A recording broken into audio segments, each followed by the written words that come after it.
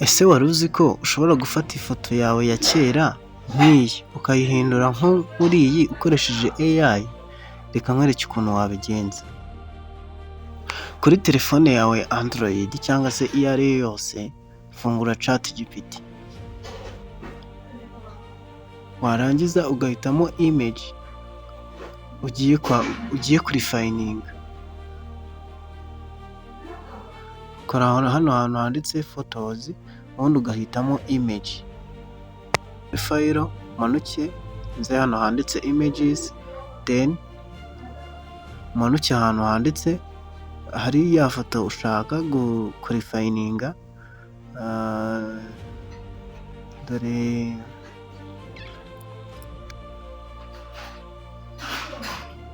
yes, ngiyi ndayibonye.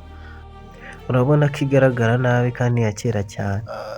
Then kora kuri share, ugahita ukora ahantu handitse ChatGPT.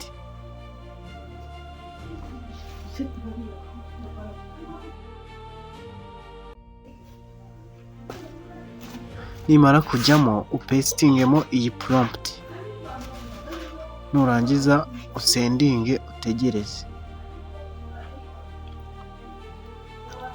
So urategereza, urabona ko ifoto yacu imaze kuza. Reka nyikirikeho. Urabona ko imeze neza kabisa, imeze nk'aho yafotowe uyu munsi kandi na kamera nziza. So prompt nayisize muri comment, ushobora kuyikopiya ukaba wayikoresha.